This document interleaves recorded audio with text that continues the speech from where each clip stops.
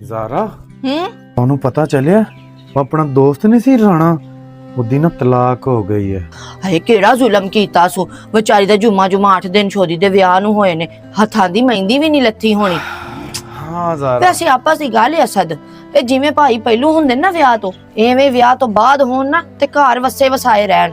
ਇਹ ਅੱਜ ਕੱਲ ਦੀ ਅੱਲਾ ਜਾਣੇ ਨੌਜਵਾਨ ਮੁੰਡਿਆਂ ਨੂੰ ਹੋ ਕੀ ਗਿਆ ਹੈ ਬਈ ਲਾੜ ਪਿਆਰ ਨਾਲ ਵਿਆਹ ਕਰ ਦੇਣ ਧੂਮ ਧੜਾਕੇ ਨਾਲ ਤੇ ਘਰ ਲਿਆ ਕੇ ਕੋਈ ਮਹੀਨਾ ਕੋਈ ਔਖਾ ਸੌਖਾ ਕੱਢ ਦੇਣ ਤੇ ਲੜਾਈਆਂ ਕਰਕੇ ਤਲਾਕਾਂ ਦੇ ਕੇ ਘਰ ਘਰ ਛੱਡ ਦੇਣ।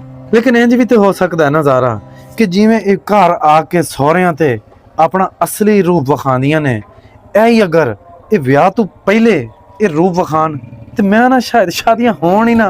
ਵੇ ਅਸੀਂ ਗੁੰਗੀਆਂ ਥੱਕੀਆਂ ਆਉਂਦੀਆਂ ਮੈਂ ਪਿੱਛੋਂ ਵੇ ਮੈਂ ਤੁਹਾਨੂੰ ਆਖਣ ਦੀ ਆ ਬੂਹਾ ਖੋਲ ਦਿਓ ਵੇ ਮੈਂ ਨਹੀਂ ਤੁਹਾਨੂੰ ਛੱਡ ਕੇ ਚੱਲੀ ਤੁਹਾਡੀ ਗਲਤ ਫਹਿਮੀ ਹੈ ਬੂਹਾ ਇੱਕ ਵਾਰੀ ਖੋਲੋ ਤੁਹਾਨੂੰ ਮੈਂ ਦੱਸਾਂ ਮਤ।